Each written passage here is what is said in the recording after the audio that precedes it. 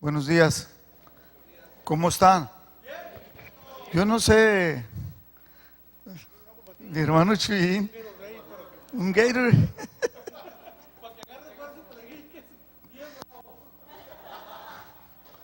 Oye, Chuyin, yo pensé que tú estabas encargado ya en Calex y que te viniste. Ok.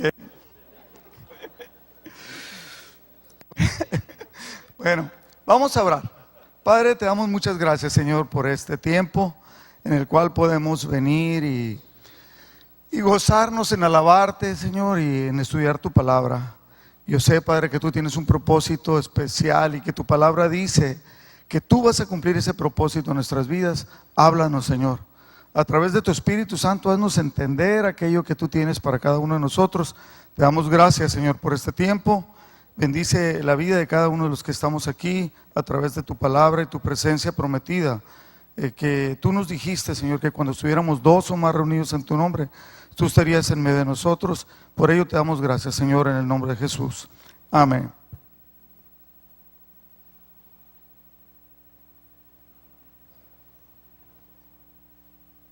Tengo que poner mi reloj porque Hugo me dice siempre pues que yo estoy acostumbrado a predicar 1 hora y feria, así como Pablo, ¿no? Que se dormía la gente hasta altas horas de la noche. Uno se cayó, sí sabe, ¿no? Estaba en la ventana y se cayó y se murió, pero pues no hay problema, lo levantó. Entonces si a alguien le pasa algo aquí, también vamos a orar por usted, no se preocupe. Bueno, es un placer para mí el poder estar aquí, la verdad. Lo digo siempre, no sé por qué me pongo nervioso cuando vengo para acá. ¿Será que hay mucha gente de muchos años en el Evangelio? Pero es un placer, ¿verdad? Es un placer estar aquí. Y yo quisiera, como me dan muy poco tiempo, pues quisiera hablar del tema. El tema le puse yo un crecimiento necesario. Esta plática la acabo de dar yo hace poquito ahí en mi congregación, en nuestra congregación ahí en Caléxico, y solamente le hice adaptaciones, ¿no? Adaptaciones para poder darla aquí. Y de este crecimiento necesario todos entendemos, y a mí me encanta hablar siempre acerca del crecimiento, porque la palabra de Dios siempre nos está retando continuamente a que debamos de crecer, pero crecer de a de veras.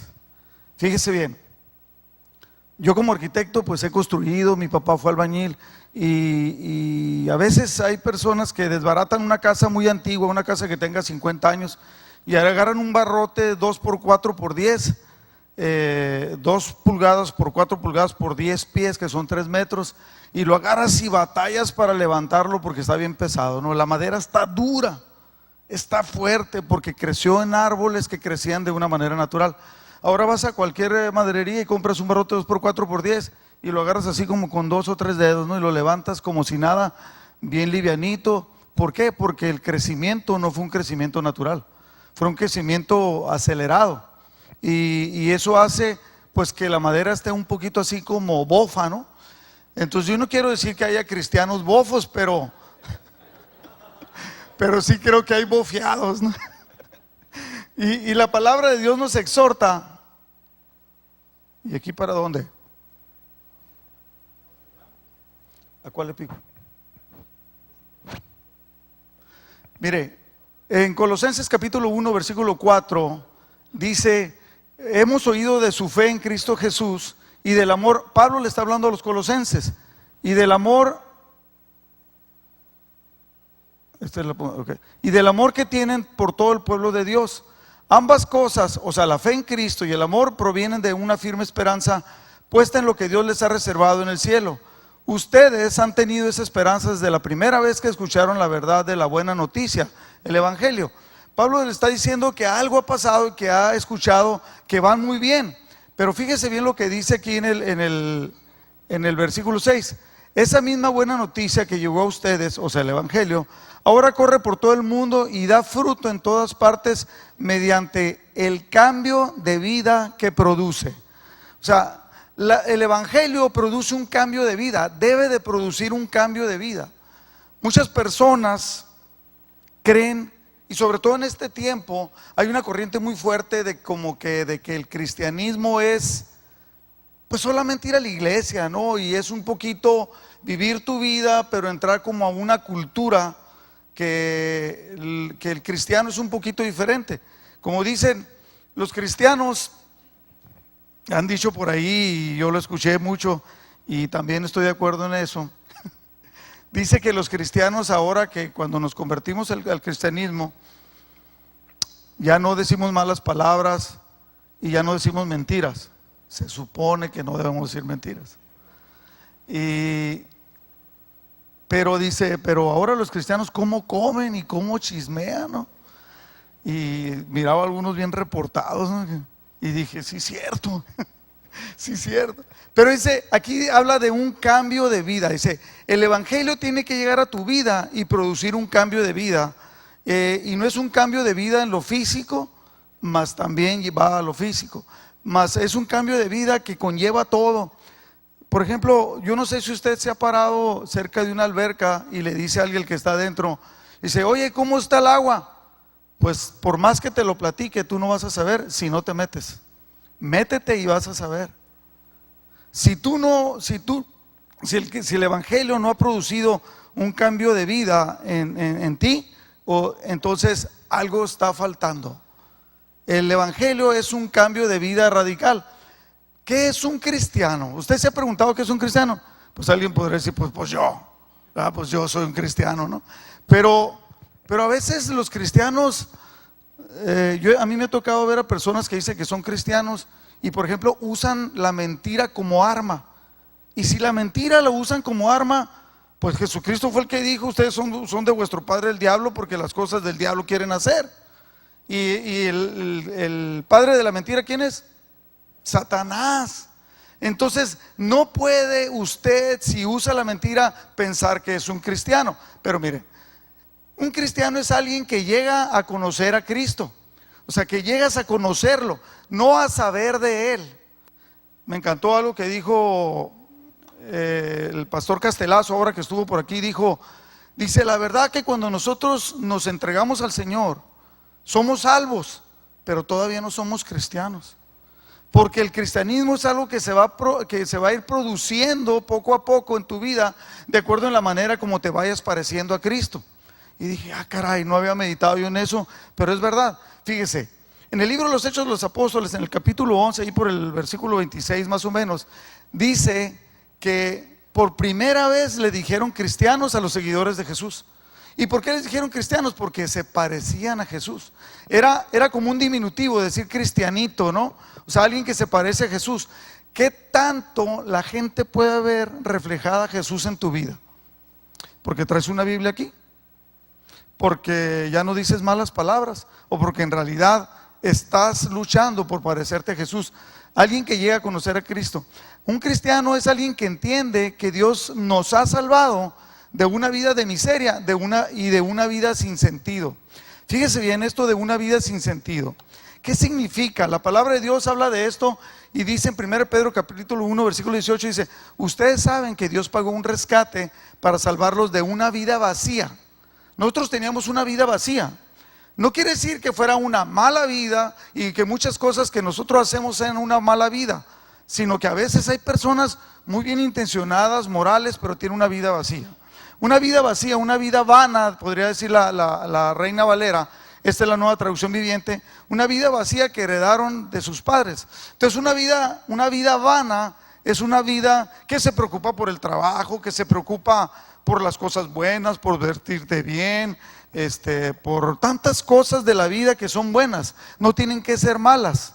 Pero una vida vana es una vida que no glorifica a nuestro Señor Jesucristo.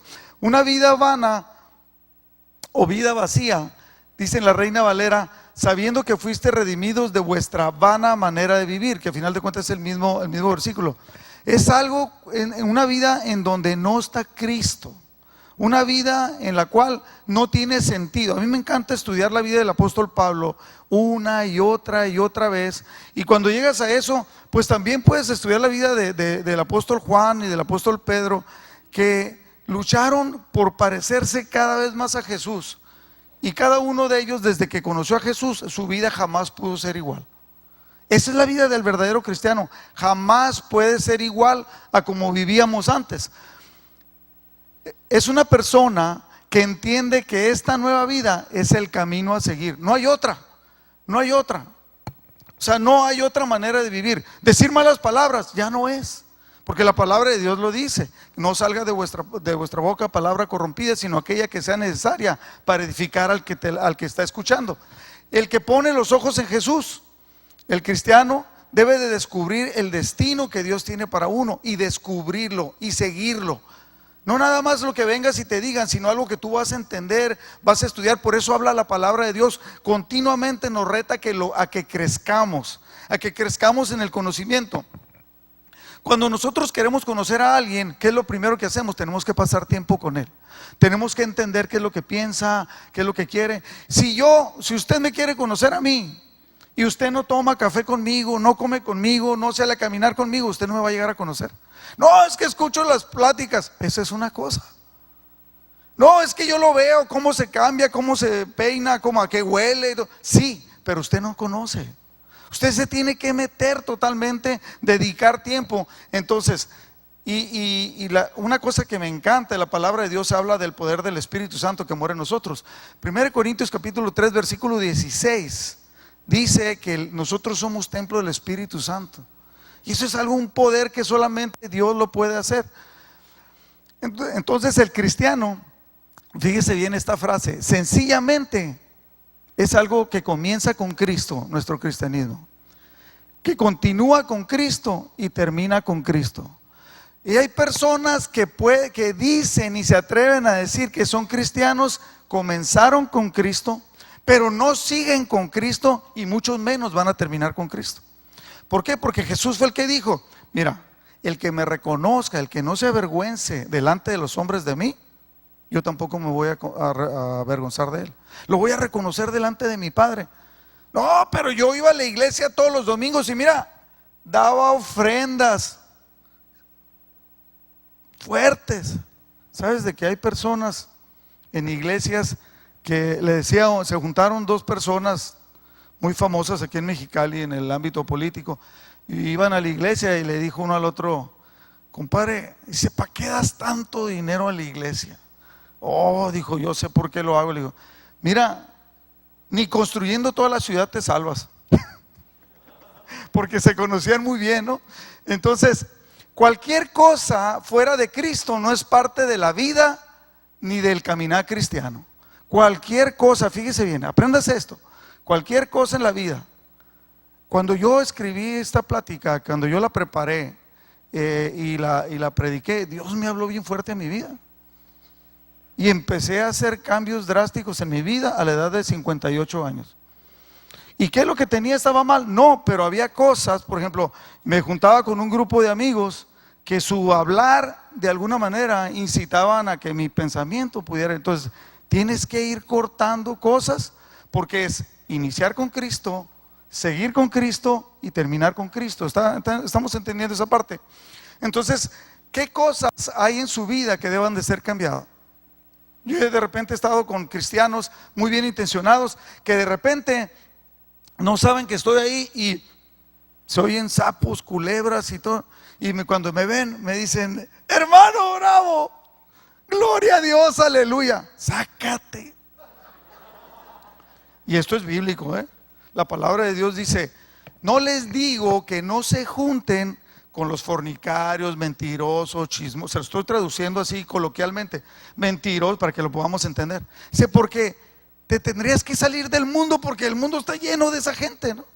Dice, pero aquel que dice que es cristiano y hace esas cosas, ni siquiera comas con él. Y la esposa que está casada con un pseudo cristiano no se debe acostar con él.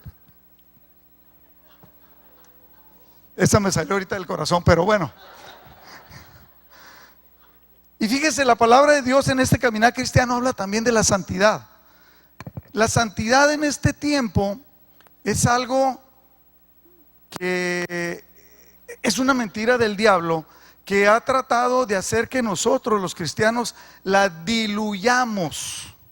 Un día un autor cristiano leí que hablaba de la santidad. La santidad, dice, es algo así que, dice, la santidad delante de Dios es como un vaso de agua. En algunas otras ocasiones lo he dicho, un vaso de agua, tienes mucha sed y esta agua está purificada y toda una serie de cosas. Entonces te sirven un vaso de agua y dicen, espérate, ve con este gotero, trae unas cuantas gotas del sanitario, del agua que está en la taza del sanitario, no en el tanque, la que ya está en la taza. Ya pasó, ya hizo flush, ya está limpia. Y se agarra y luego viene y le dice, y le ponen una gota al vaso de agua que te vas a tomar. ¿Te la tomarías? ¿Por qué Dios se tiene que tomar nuestra vida con un reflejo falso de santidad? Que está, y no tiene una gota, no tiene dos, no tiene cinco, tiene un montón de gotas que no concuerdan con lo que Dios espera de la santidad que Él quiere. En 1 Tesalonicenses capítulo 4 versículo 3 dice, esta es la voluntad de Dios. Fíjese bien, esta es la voluntad de Dios. Esto es lo que Dios quiere para tu vida. Tu santificación, nuestra santificación. Y cuando la palabra de Dios habla de santificación, habla de santidad, siempre lo mezcla con algo sexual. Dice que se abstenga de inmoralidad sexual. Y no es lo sexual, casi todas las citas bíblicas que yo voy a dar son de la Nueva Biblia Latinoamericana de hoy. Nomás cuando le diga de otra, que es la Nueva Traducción Viviente, se lo voy a mencionar. Entonces, que se abstengan no de lo sexual, porque todos somos seres sexuales, sino de la inmoralidad sexual. 2 de Corintios 7:1 dice, por tanto, amados hermanos, teniendo estas promesas, limpiémonos de toda inmundicia de la carne y del espíritu, perfeccionando la santidad en el temor de Dios. O sea, y luego además el versículo que todo mundo siempre nos sabemos, Hebreos 12:14, dice, seguid la santidad, seguid la paz con todos y la santidad, sin la cual nadie verá a Dios. Imagínate que llegas, porque va a llegar, lo único que tenemos seguro es la muerte, ¿verdad? Que llegas tú, Señor, aquí estoy, ya cumplí. Todos los domingos iba a Amistad, a las 9:30 ahí estaba yo, puntualito, y anotaba lo que decían los pastores y decía, gloria a Dios, aleluya, hermano. Y dice el Señor, no te voy a abrir. Díganle a este cuate que no, ya viene el portero y te dice, ¿sabes qué, Rodrigo? No te va a abrir el Señor, no te va a ver, jamás lo vas a conocer. ¿Pero por qué? Si yo predicaba. ¿Se acuerda cuando Jesús dice, apartados de mí, hacedores de maldad? Dice, en tu nombre echamos demonios, hicimos milagros, hablábamos en lenguas. El cristianismo va mucho más allá. En una relación especial con Dios, yo me puedo imaginar, yo estoy esperando que cuando llegue el Señor, yo estoy luchando para poder vivir en santidad y batallo porque de repente me hacen enojar o algo y aunque no hago nada, pero por dentro haz de cuenta como que si te estuvieras derrapando, ¿no? Entonces, Señor, la santidad es algo que Dios quiere con los cristianos, quiere con nosotros, quiere la santidad. Y la santidad, ¿qué es? Completa. Recuerdo que tenía un albañil, muy buen albañil, yo como arquitecto, y le traía pintura y pintaba una parte y salía de un color y salía la otra y le dice, oye, ¿qué está pasando? Pues si te estoy trayendo la misma pintura. No sé, dijo, pero una pared estaba de un color y la otra de una mitad y la otra así. ¿Qué está pasando? Le dije, a ver, algo estás haciendo. No, yo nomás lo que tú me traes. No, dice, es que nomás le he hecho agua.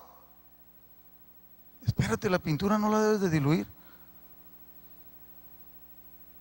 Entonces, como nunca lo hacía de la manera exacta, la pintura quedaba mezclada. Si nuestra vida nosotros la estamos diluyendo con las enseñanzas del mundo, queda mezclada.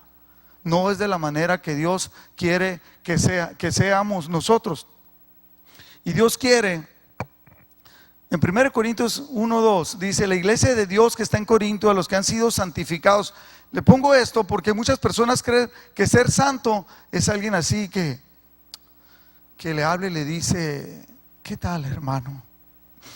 Gloria a Dios, aleluya, hoy no comí, hermano, bendito sea el Señor. Y que no hace nada. No, un santo es como usted y como yo. Es alguien que ha sido apartado para Dios, fíjese, Me encanta que Pablo le dice a la iglesia de Dios que está en Corinto, a los que han sido santificados en Cristo Jesús, que ya conocieron a Jesús, dice, ya son santos. Y después le pone en esa carta, los pone pintos por la inmoralidad que traían. Pero sin embargo le dice que son santos. ¿Por qué? Porque han sido apartados. Porque ya pertenecemos. Entonces nosotros somos santos, que quiere decir apartados para el Señor. Pero Dios espera ese proceso de santificación. Espera que continuamente vayamos creciendo. Fíjese bien, la palabra de Dios, voy a usar ahí Colosenses capítulo 1, describe una nueva vida. En el libro de los Hechos de los Apóstoles capítulo 17 dice, estos que trastornan al mundo han llegado acá. Está hablando de los cristianos. El trabajo donde usted está siendo revolucionado porque está usted. La familia de usted está siendo convulsionada porque usted es un verdadero cristiano. Pablo jamás pudo ser igual porque era un verdadero cristiano. Aquí en la descripción de esta nueva vida, en Colosenses capítulo 1, versículo 9 en adelante, es algo que usted debiera casi aprenderse de memoria, ¿no? Dice, por esta razón también nosotros desde el día que lo supimos, no hemos cesado de orar por ustedes, pidiendo que sean llenos del conocimiento de su voluntad en toda sabiduría y comprensión espiritual, para que anden como es digno del Señor. Repita conmigo lo que está en rojo. Para que anden como es digno del Señor. O sea, hay una manera de vivir que es digna del Señor y hay otra manera de vivir que no es digna del Señor. Y no quiere decir que para que ande, no quiere decir que va usted a caminar así, ¿no? ¿Por qué camina así? Es que soy cristiano.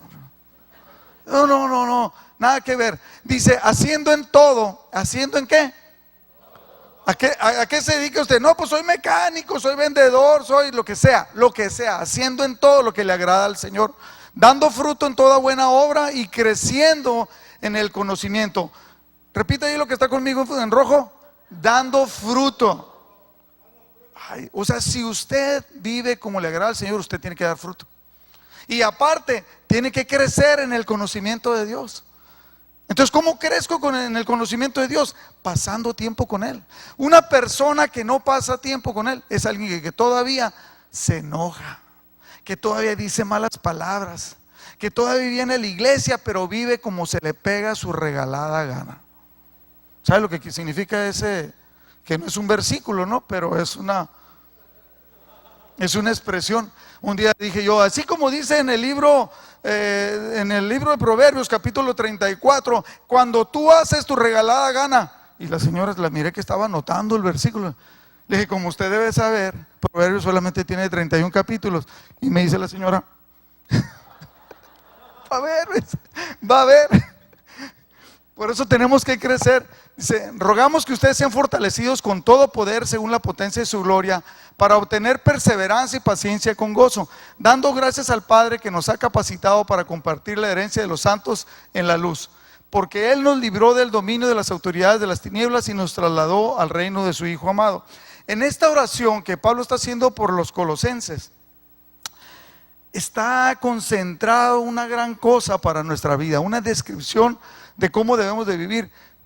El Hijo amado, que es Jesucristo, en quien tenemos redención, el perdón de los pecados. Ahí está toda la teología que nosotros debiéramos de saber. El pastor Charles Stanley dice que esta oración es la oración perfecta para que nosotros oremos por todos los cristianos. Mire, siempre dice que nuestra vida debe ser siempre con un propósito. Colosenses 1:6 dice, la palabra de Dios que ha llegado hasta ustedes, así como en todo el mundo, está dando fruto constantemente y creciendo. La palabra de Dios está dando fruto constantemente en usted y usted está creciendo. ¿Y está creciendo? O simplemente ahí dice, así lo ha estado haciendo también en ustedes desde el día que oyeron y comprendieron la gracia de Dios en verdad. Primero, está hablando que la palabra de Dios debe dar fruto. Nuestra vida, usted sabe lo que quiere decir estéril. Hay una parábola ahí cuando Jesucristo llega dice la parábola de la higuera estéril. Que llega, dice la palabra de Dios que no era tiempo de dar frutos, y la maldice Jesús y se seca. Dice, ¿por qué? Porque Jesús les estaba enseñando a los discípulos que era bien importante en nuestra vida dar fruto. Si nosotros no damos frutos, estamos estéril. ¿Se acuerda también cuando habla la palabra de Dios de los tibios y los calientes y los fríos? Dice, prefiero que seas frío a que seas tibio.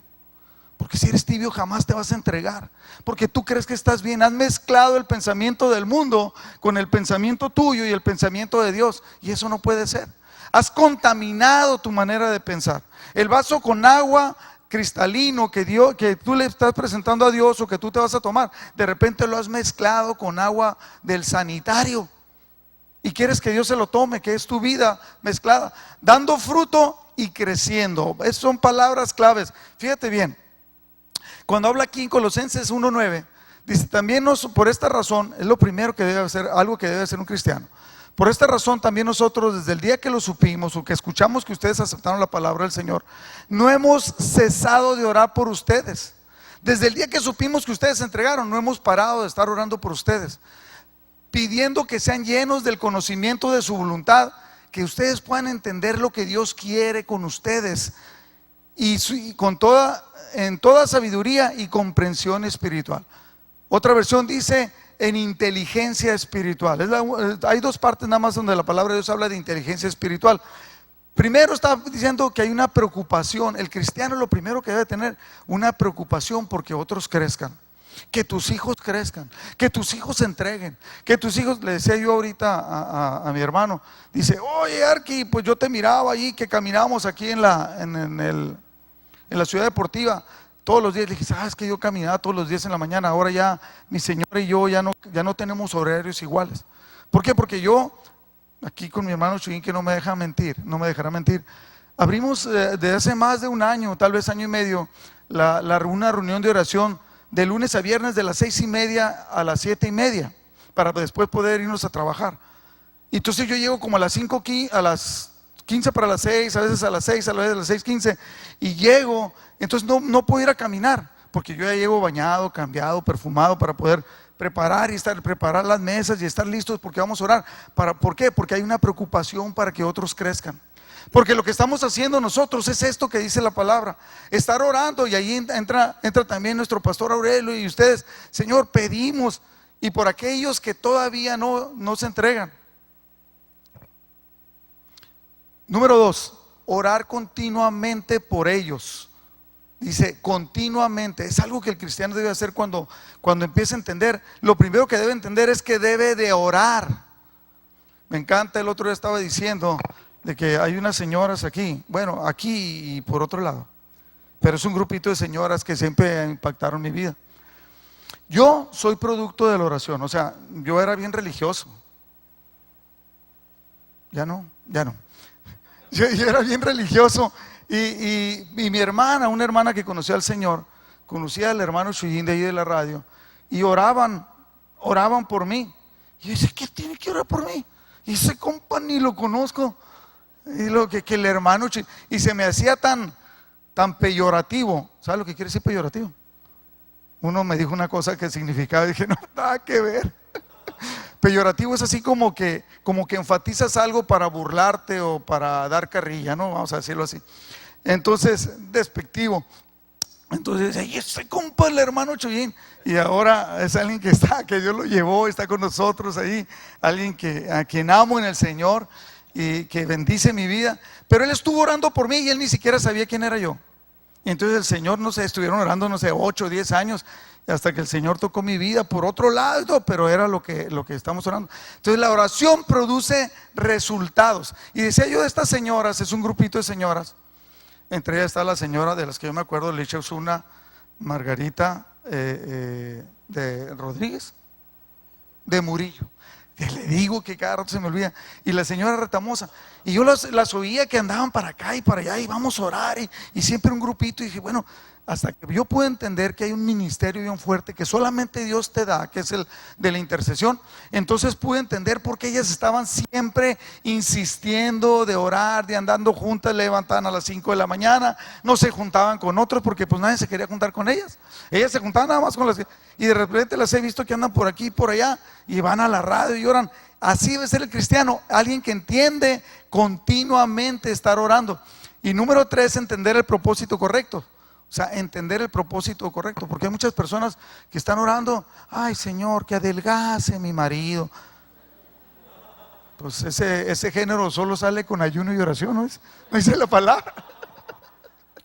Entonces, cuando nosotros estamos llenos del conocimiento de su voluntad, entonces nuestra vida cambia. Dice en la palabra de Dios, Mateo 7:24, cuando Jesús habla, fíjese, cuando dice que seamos llenos del conocimiento de su voluntad, Jesucristo dijo: cualquiera que oye estas palabras mías y las pone en práctica, no nomás que las oye, no dice que se las aprendan de memoria, que las ponga en práctica. Será semejante a un hombre sabio que edificó su casa sobre la roca. El que pone en práctica lo que ha aprendido, entonces en realidad es el verdadero cristiano. Le dice en 2 de Timoteo capítulo 3 versículo 15, Pablo le dice a Timoteo: desde la niñez has sabido las sagradas escrituras, las cuales te pueden dar la sabiduría que lleva a la salvación mediante la fe en Cristo Jesús. Dice, la sabiduría te va a llegar a través de la palabra de Dios. Cuando tú la aplicas, tu vida entonces va a cambiar y no vas a querer seguir viviendo de la misma manera. Colosenses 1:9, que este versículo lo voy a estar, para poder explicar varias cosas de él, lo voy a estar repitiendo. Dice, pidiendo que sean llenos del conocimiento de su voluntad en toda sabiduría y comprensión espiritual, en esa inteligencia espiritual. En Efesios 3:19, cuando lo explica, dice, es mi deseo que experimenten el amor de Cristo, aun cuando es demasiado grande para comprenderlo todo, pero que tú lo puedas experimentar. Entonces serán completos con toda la plenitud de la vida y el poder que proviene de Dios. Si tú llegas a experimentar la voluntad de Dios y conocer a Cristo, entonces tu vida va a ser una vida diferente. En Efesios 5:18 dice, no se emborrachen con vino porque eso les arruinará la vida. En cambio, sean llenos del Espíritu Santo. Nosotros tenemos que buscar ser llenos. Hay personas que no han entendido. Fíjense, en esta cosa del conocimiento, de crecer en el conocimiento, he comentado ahí en la congregación que una vez una señora me habló por teléfono, me dijo, ¿quién habla?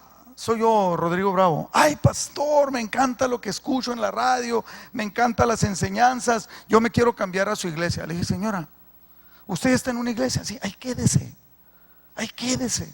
Digo, no le voy a cerrar la puerta si usted se quiere venir para acá, pero nosotros estamos peleando por los nuevos, por los que van a conocer, los que queremos que conozcan del Señor. Entonces dijo, no, es que yo le hablo porque yo me quiero cambiar, pero quiero saber si en su iglesia bailan mucho. Usted dice en la iglesia, sí, claro, en la iglesia, yo soy santa.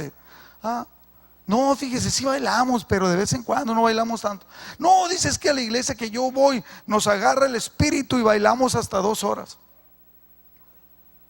Dije, señora, yo creo que usted debe tener las piernas gordas, fuertes, pero a lo mejor su entendimiento todavía no crece. Porque si durara 2 horas estudiando la palabra, a lo mejor iba a crecer. Pero no nada más bailando y llenándonos de gozo vamos a crecer, sino que debemos de crecer en ser llenos del Espíritu Santo. Una persona me dijo, ¿sabes qué? Se empezó a pelear con otro porque dice, ¿sabes qué? Yo fui lleno del Espíritu Santo. Y se estaba peleando.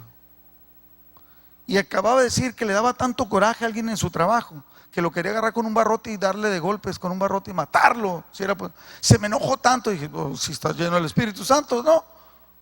Claro que no. Pero la gente tiene un concepto equivocado de quiénes somos en realidad nosotros mismos.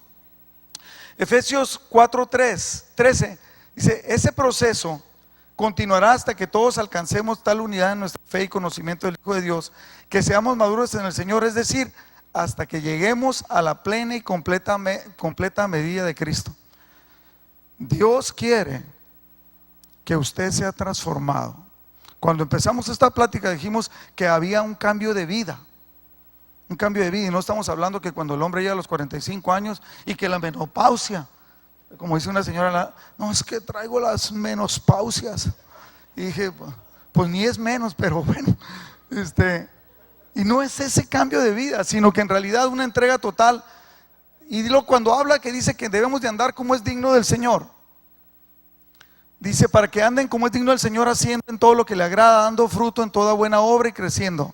Dice en Romanos 6:4, cuando habla de cómo debemos de andar o vivir, hemos sido sepultados con Él por medio del bautismo para muerte, a fin de que como Cristo resucitó entre los muertos por la gloria del Padre, así también nosotros andemos en novedad de vida. No sé qué tan claro le queda.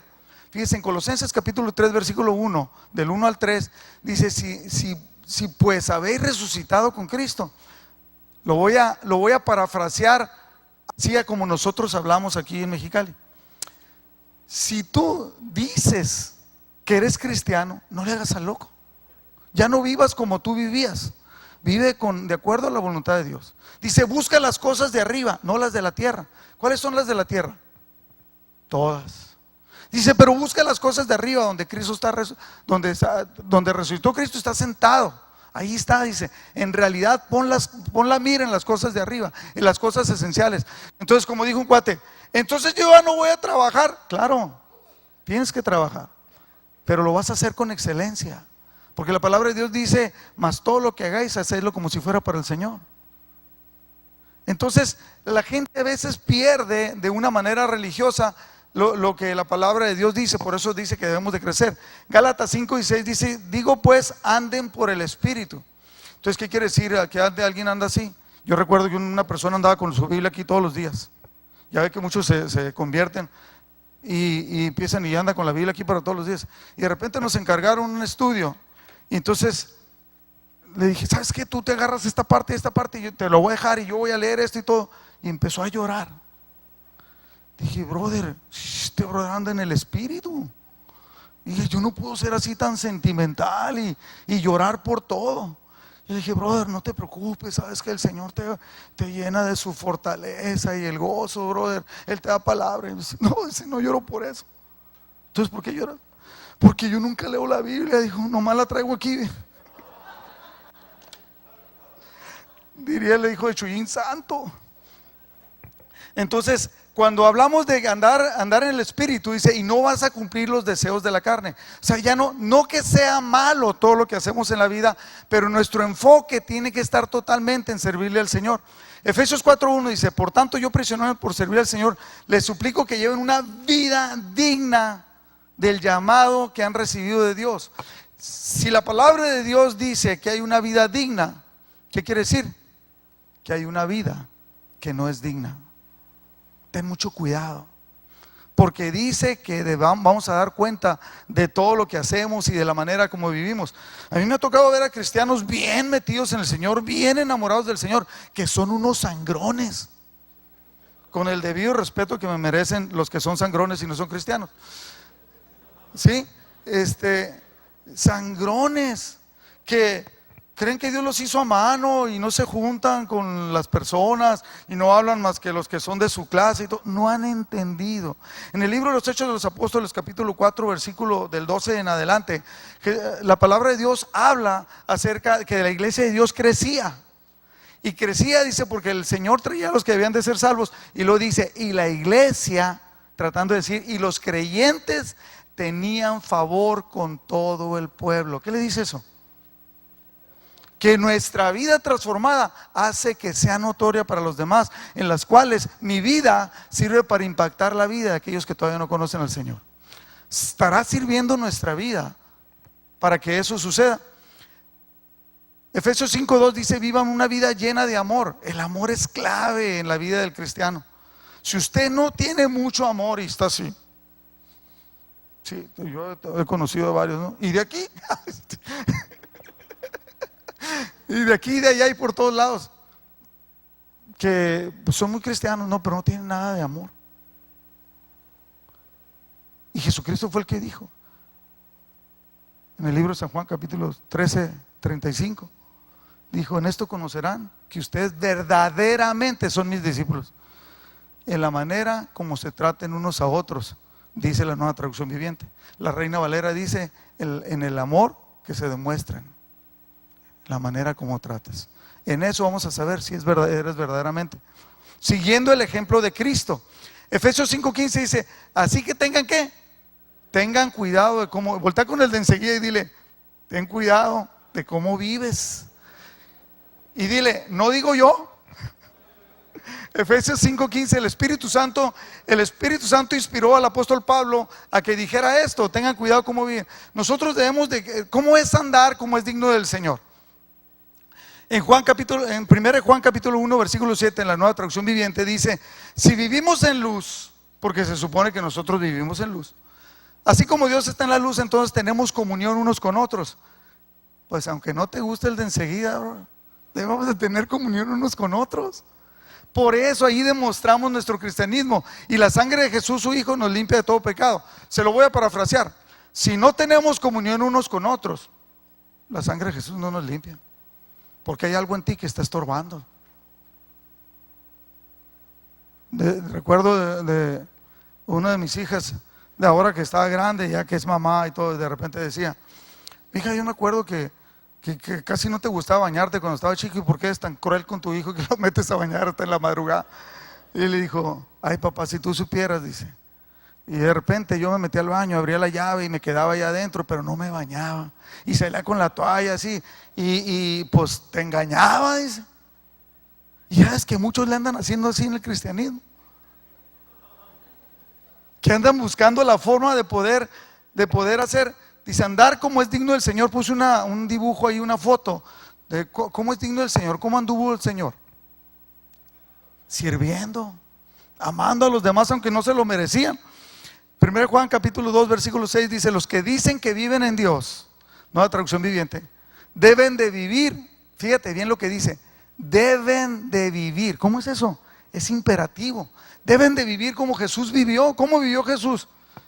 Pues ay, nanita, ¿no? Una vida en obediencia al Padre y una vida haciendo lo correcto, lo que al Padre le llegara. Romanos 8:29, este versículo me encanta. Fíjese bien. Aquí el versículo Romanos 8:29 dice que Dios nos conoció desde antes y nos predestinó, nos escogió para que llegáramos a ser hechos semejantes a Jesús. Voltea con el de enseguida y dile: estás llamado a ser hecho como Jesús. Y a menos de que se haya tapado, le toca. A todos nos toca, tenemos que parecernos. Nosotros tenemos que parecernos a Jesús. Dice que debemos de andar agradándole en todo y dando fruto. Entonces Jesús decía, Juan 8:31, decía a los judíos que habían creído en Él: si ustedes permanecen en mi palabra, verdaderamente son mis discípulos. Si tú permaneces en la palabra de Dios, que escuchas, que estudias, que aprendes, entonces verdaderamente vas a ser discípulo. Si tú no permaneces y solamente nomás los domingos y luego te sales, no serás, ni serás reconocido como discípulo del Señor. Juan 15:16, ustedes no me escogieron a mí, sino que yo los escogí a ustedes y los designé para que vayan. Nosotros debemos de crecer. Aquí habla en Colosenses capítulo 1 del 10 en adelante de que debemos de crecer en el conocimiento. Y quiero irme directamente, porque se me vino el tiempo encima. Habla del gozo, del poder. En el Salmos 30:11 dice: tú has cambiado mi lamento en danza, has desatado mi ropa de luto y me has ceñido de alegría. En Romanos 14:7 dice: el reino de Dios no es comida ni bebida, sino justicia, paz y gozo en el Espíritu Santo. Y le quiero dar así rápidamente 7 evidencias de un verdadero cristianismo. Y no les voy a hablar de que tienes que diezmar, que sí tienes que diezmar. No le voy a hablar que tienes que hablar de tal manera. No, le voy a hablar de 7 evidencias de un verdadero cristianismo. Número 1, si tú no has desarrollado un anhelo de compartir a todas las personas que Dios es el que nos da la salvación a través de Jesucristo y del perdón de los pecados, entonces no has llegado ni al kinder. Es lo primero que se debe desarrollar, un anhelo de compartir. Número 2, debe haber en ti un anhelo de crecer en sabiduría e inteligencia espiritual, creciendo en el conocimiento de Dios a través de su palabra. Si no hay en ti un anhelo de crecer en la palabra de Dios, de estudiarla. Yo recuerdo que cuando yo llegué a esta congregación, yo llegaba con Domínguez y llegaba con Aurelio y le decía: yo quiero más. En aquel entonces no había todos los grupos que hay ahora. Veo que hay grupos, cafés, conferencias. En aquel entonces no había nada más que la reunión del miércoles y del domingo. Yo quería más. Eso es algo que Dios pone en ti. Número 3, debes de ser una persona que sepa exhortar y enseñar a llevar una vida nueva, que agrande y glorifique a Dios, dando fruto en todas las áreas de nuestra vida. Tú tienes un anhelo en tu vida, debe haber un anhelo en tu vida, que tu vida debe de glorificar a Dios en todo lo que haces. En todo lo que haces. A mí me han invitado a hacer cosas, que en esas cosas mi vida, aunque vaya a ser bueno lo que voy a hacer, no glorifica a Dios. No lo acepto. No lo quiero, no lo acepto. Oye, pero va a haber dinero y todo. No lo acepto, no lo quiero. Mi vida tiene que ser una vida que glorifique a Dios en todas las áreas de mi vida. Número 4, debe haber el desarrollar una verdadera vida de adoración a Dios. Allá en la congregación donde yo pastoreo, que me esfuerzo mucho en ello, ¿Sabe que hay personas que me dicen, pastor, ¿a qué hora se acaba la alabanza? Para poder llegar. No entienden. Es lo que vamos a hacer en la vida eterna. Dios quiere que tengamos una vida de adoración. Número 5, que sea notorio el amor en nuestra vida. Debe ser algo notorio. Si no lo es, preocúpate porque sea. Párate enfrente del espejo y di, hola hermano, ¿cómo está? Bendiciones. Es usted una bendición. Hermano Chivino, usted es una bendición, bro. Que debe ser algo notorio, no fingido, el trato en el amor y el compartir. Número 6, vivir siendo fortalecidos, entendiendo que vivimos siendo fortalecidos con el poder de Dios.